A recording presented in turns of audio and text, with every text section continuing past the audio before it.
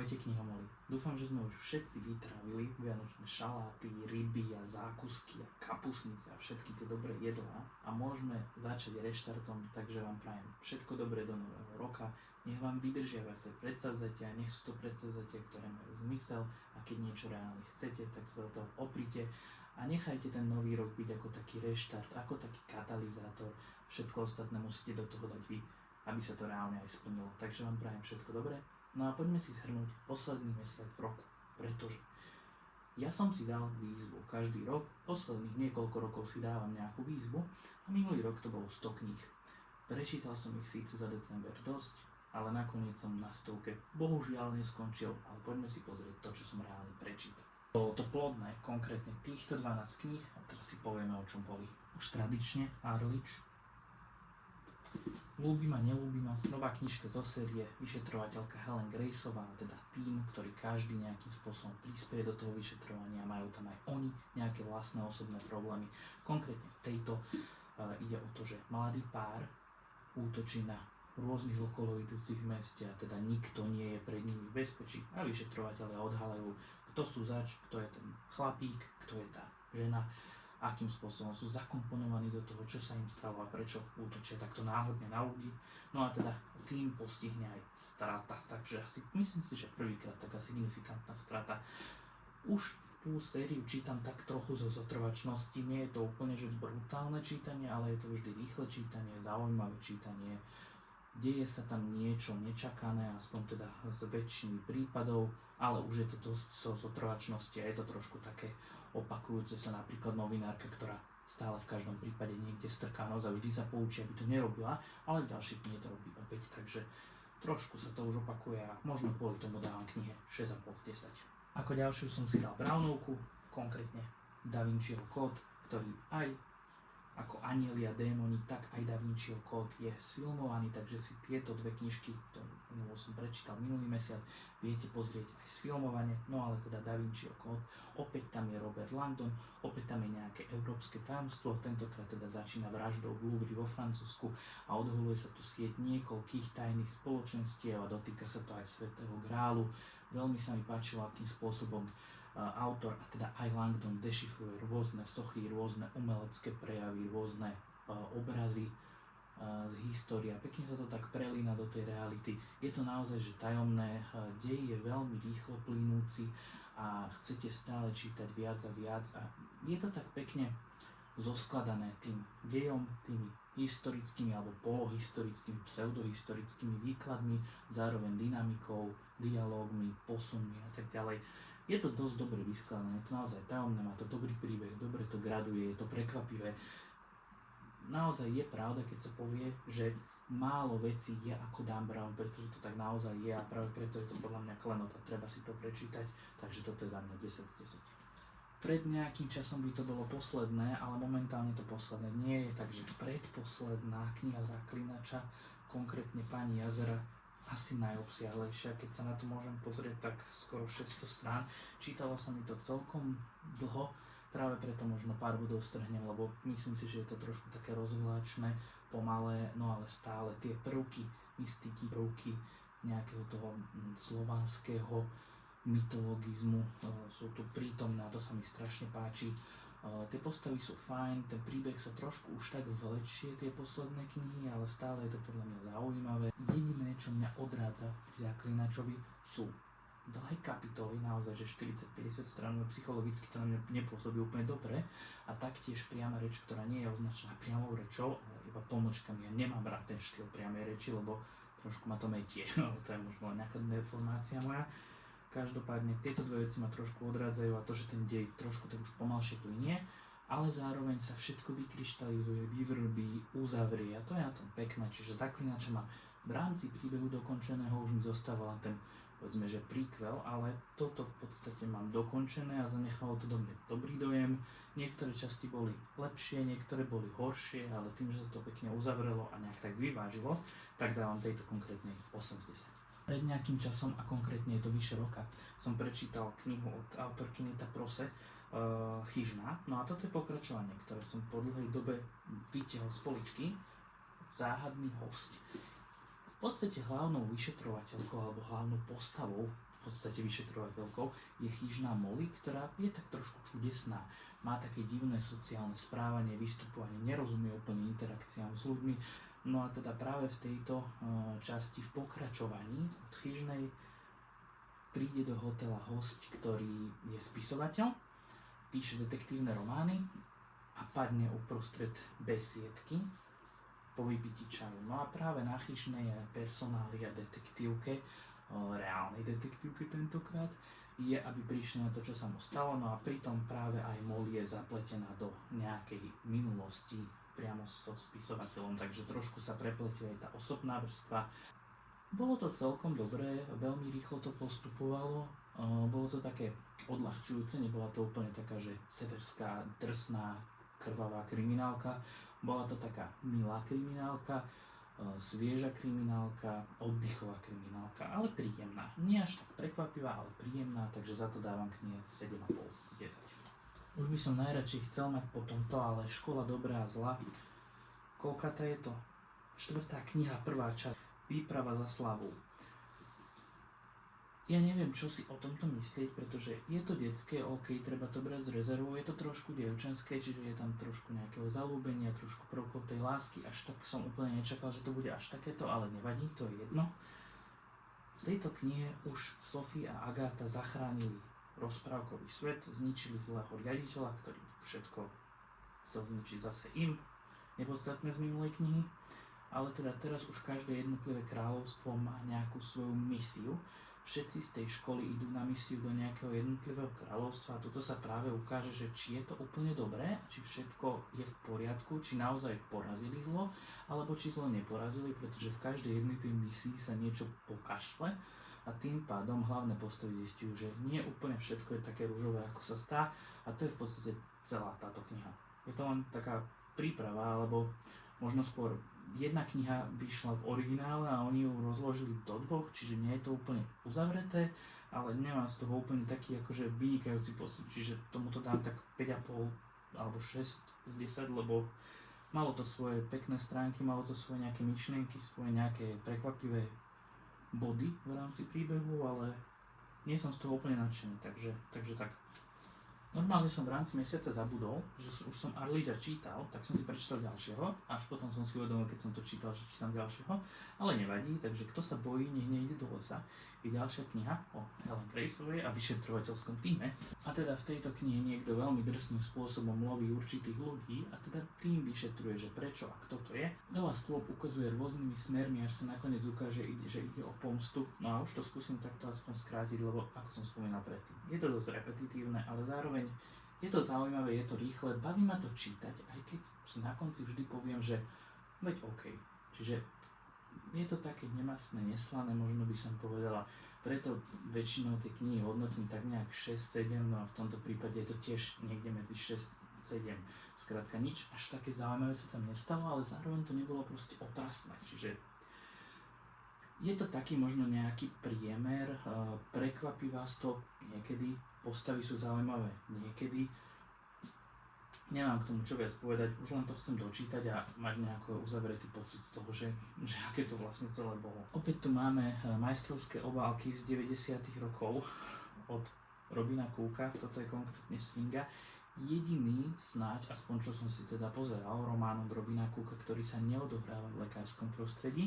Tento konkrétne sa odohráva v egyptskom prostredí, pretože hlavná postava je egyptologička, ktorá na svojej ceste do Egypta, prvej ceste do Egypta, hneď narazí na totálne problémy, pretože obchodník, u ktorého si ide nakúpiť nejaké starožitnosti alebo popozerať sa, čo tam má, jej ukáže veľmi cenný artefakt, je to obrovská socha, no a táto socha priamo pred jej očami zmizne, spolu aj s obchodníkom, ktorí sú teda zavraždení, socha ukradnutá a ona sa dostane do pletiek s celým v podstate egyptským podsvetím, s komunikáciou s obchodníkmi, ktorí chcú vyviesť všetok tento tovar, obchodujú s ním na čiernom trhu, zároveň sú tam aj teda nejaké orgány, ktoré sa tvária, že to chcú vyriešiť, ale nie je úplne jasné, komu sa dá a k tomu sa nedá veriť, takže je to veľmi zaujímavý taký egyptský krimi príbeh o starožitnostiach, je tam aj taký zaujímavý prolog, kde je reálne doba, ktorá bola vtedy, či sú tam tí faraóni, potom sú tam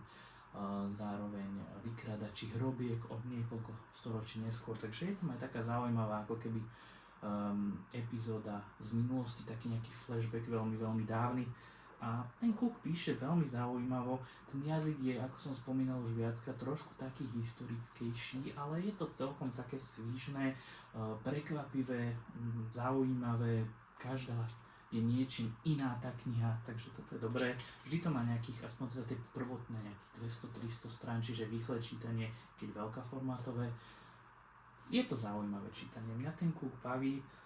Ten jazyk je trošku, treba si na to zvyknúť, že je to také staršie, archaickejšie písanie, ale každá jedna ma prekvapí, každá jedna ma relatívne baví, táto konkrétne 7,5 z 10. Na štedrý deň som pokračoval Nita Prose, záhada vianočného Emela, veľmi rýchly, jednoduchý príbeh o Molly a jej snúbencovi a podozrení, ktoré ona voči nemu má. Všetko sa ukáže ako neopodstatnené a je to jeho prekvapenie, ktoré chce pre Molly spraviť. Čiže taká novela 100-stranová, ktorá sa dá prečítať za chvíľočku. Užil som si ju, bola príjemná, bolo tam veľmi veľa nostalgie, veľmi veľa Vianoc toho, ako Molly so Starkou, keďže nemali veľa peňazí, si tie Vianoce spravili tak nejak po svojom a bolo to veľmi také príjemné, clivé, emočné. Takže ja som si toto čítanie užil, napriek tomu, že to bolo čítanie, ktoré za 2 hodiny bolo ale bolo to strašne príjemné, takže ja tomu dávam 8,5 z 10. Veľmi podobne, hneď po Vianociach a po štedrom dni som si dal Vianočnú koledu od Charlesa Dickensa, konkrétne túto ilustrovanú, kde sú fakt, že úžasné ilustrácie. Myslím si, že Vianočnú koledu asi nejakým spôsobom netreba veľmi opisovať alebo niečo o nej hovoriť. Skrátka starý muž, ktorý je veľmi chamtivý, stretne 3 duchov a tí mu ukážu, ako mať rád Vianoce a ako mať rád celkovo ľudí, ako zmeniť prístup, keď nechce dopadnúť ako duch jeho spolupracovníka, ktorý musí byť navždy pripútaný k reťaziam a znášať svoje skutky, ktoré za život spravil. Takže je to veľmi, veľmi pekný vianočný aj celkovo príbeh ako taký a prvýkrát som ho takto si užíval v knižnej podobe a bolo to veľmi, veľmi, veľmi podobné ako to spracovanie animované, takže príjemný príbeh, rozprávočka, 10 z 10, nemám čo viac k tomu povedať. Kariku mám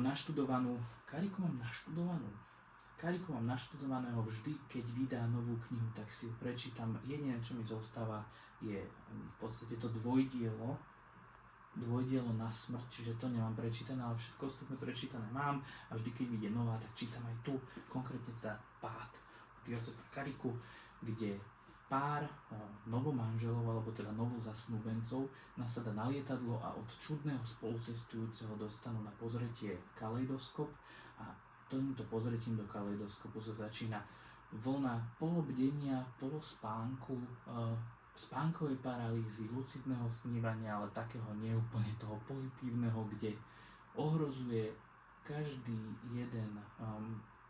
každého jedného, kto sa pozrie do tohto kaleidoskopu, tak začne ohrozovať jednak nejaká mátoha, nejaký vysoký muž s klobúkom, ale zároveň vidia aj obrazy toho, čoho sa povedzme najviac boja, aspoň tak mi to pripadalo, že vždy sú to obrazy toho, čoho sa boja a niekoľko ľudí takto v slede za sebou sa pozrelo do toho kaleidoskopu a vidíme spätne tú os, ako sa ten kaleidoskop dostával a každý z tých ľudí, ako ho predal tomu ďalšiemu, až sme sa dostali do toho lietadla. Ten Karika vždy píše rýchlo, zaujímavo, pútavo a čo je podľa mňa veľmi dobrý bod, ktorý Karika robí, je, že dialógy píše naozaj uveriteľne, tak ako ľudia reálne sa rozprávajú. Nie je to také, že striktne dané gramaticky krásna veta, že tam sú všetky vetné členy a dáva to zmysel logicky, ale píše tak, ako ľudia reálne sa rozprávajú. Čiže niekedy začne vetu nie takým slovom, ako to učebnicovo by malo byť, ale takým, ako to reálne niekde na ulici alebo v krčme alebo v obchodoch môžeme počuť. Čiže naozaj niekedy, keď budete čítať Kariku, tak zamyslite sa nad dialogmi, ako ich píše a naozaj takto podľa mňa, teda čo porovnávam, sa ľudia reálne rozprávajú. Čiže autentickosť dialogov, rýchlosť príbehu, svížny dej. Boli aj lepšie Karikové knihy, ale Karikové knihy vždy hodnotím dobre, lebo ma vždy bavia, takže toto je 8 z 10. Podobne ako vždy, keď vyjde nový Karika, a prečítam si ho, tak vyjde aj nový Dán. Prečítam si ho, takže tentokrát Dán Veštica. Kraus vyšetrovateľ stretne kedysi dávno vešticu, ktorá mu vyvešti, že jeho budúcnosť bude na papieri a dávno veľa času prejde a on na to zabudne a rieši sa prípad, ktorý je dôležitý pre túto konkrétnu Dánovku. Nájdu ženu v lese, naháňali ju pes a o tomto celom vlastne celá kniha je. Vyšetrovateľský tím skúma to, akým spôsobom sa tam žena dostala, kto to bol, odkiaľ bola, až sa nakoniec dostanú do spolupráce s útulkami z psov a tam sa všetko rozuzlí. No a nakoniec ale celý čas rozmýšľate, že kde sa tam ukáže tá veštica. Jeden z vyšetrovateľov už dlho vedie prípad s otcom, ktorý pátra po svojom synovi a práve tuto sa prihlási veštica, aby si vypýtala odmenu za to, že vie, kde tento syn je a naozaj vie, kde ho zakopali a vycíti to, prezentuje to tak, ako keby to vycítil ten otec. No a tuto sa ukáže, že či tá veštica vlastne videla, nevidela, má nejaké schopnosti, nemá nejaké schopnosti a je to také celé dané dostratená a niekde v pozadí tam stále ide tá myšlienka toho Krausa, hlavného vyšetrovateľa, akým spôsobom vlastne to myslela tá veštica vtedy v tej jeho minulosti, až sa ukáže, ako sám Kraus píše, vydáva román, stretáva sa s vydavateľstvom a je to celé také meta, ako keby sám Kraus bol Dominik Dán, ktorý už v tejto 36. alebo koľkej knihe začína písať tie svoje knihy. Taký kruh, ktorý sa uzatvára a dúfam, že to neznamená, že sa kruh uzatvára, ale že Dán pokračuje ďalej, lebo to som si až teraz uvedomil, že by to mohlo znamenať, ale verím, že nie. Bolo to pekné, ja som si to užil, ten Dán, ako vždy. Svieže dialógy, zaujímavý prípad, zaujímavé rozuzlenia, viacero podozrivých, vždy je to prekvapivé, vždy je to vtipné, takže má to podľa mňa všetko. Dán je úžasný, čo sa týka slovenskej krimi, podľa mňa, čiže treba si to prečítať a človek to podľa mňa pochopí veľmi rýchlo. A toto konkrétne tým metaprúmkom trošku tak vystúpilo v mojich očiach a zároveň je to kniha, ktorú som čítal. Teda teraz stále mám sviežej pamäti, takže dávam jej 8,5 momentálne. No a posledne, poviedka, každý jeden rok si ju prečítam, alebo teda všetky, čo som doteraz mal, tak som si prečítal a teraz už posledné dve čítam vždy, keď výjdu. Poviedka 2025, súbor poviedok, ktoré vyhrali v súťaži rovnomennej poviedka, sú to slovenskí mladí, alebo teda aj starší, začínajúci, alebo už etablovaní autori, ktorí prispeli poviedkou do tejto súťaže, no a teda boli ohodnotení.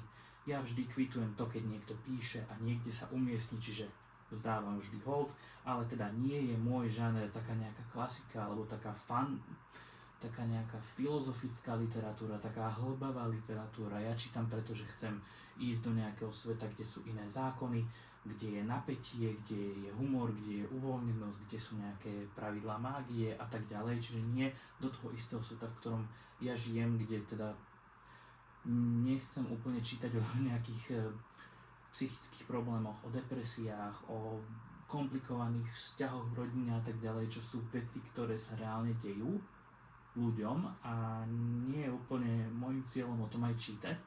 Takže preto ja to až tak veľmi nevnímam ako vážnu literatúru, teda takto, ona to vážna literatúra je, ale ja ju veľmi nevnímam ako literatúru, ktorú ja chcem čítať, pretože v literatúre vidím nejaké iné ciele, ktoré si ja plním. Takže takto nejako by som to zhodnotil. Ale každopádne vzdávam ho od každému, kto do tohto písal. Nie úplne som zosúladený s tým žánrom, ktorý táto súťaž je, ale každopádne práve kvôli tomu veľmi subjektívne hodnotím 6,5 z 10, ale všetkým, ktorí sa umiestnili, gratulujem. Takže toľko k tomu.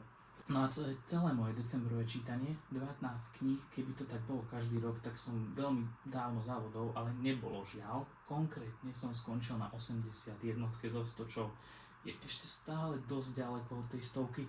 Niekde v polovici roka som nejak zabudol čítať, alebo neviem, čo sa tam stalo. Každopádne do nového roka si dávam novú výzvu a teda nebude to výzva na 100 kníh, ale bude to výzva na strany. Konkrétne by som rád prečítal 30 000 strán za rok 2026. To je môj cieľ, ktorý si aktuálne dávam a tým pádom sa dostanem aj k čítaniu takým knihám, ktoré sú 600-700 stránové a nebudem ma limitovať to, že som si dal nejaký cieľ v knihách, ale dal som si cieľ v stranách, takže môžem čítať aj veľké bichle a na to sa už dlho teším, takže niektoré z nich možno už budú aj v januári, uvidíme. Každopádne, ja už čítam, už je január. Som zvedavý, aké z kníh ste prečítali v decembri vy. Ak sa vám video páčilo, môžete mi dať like, odber a povedať mi o knihách, ktoré ste prečítali v decembri. Prípadne niečo o tom, či si dávate nejaké ciele a či máte nejaký cieľ aj na rok 2026. No a zatiaľ dočítanie.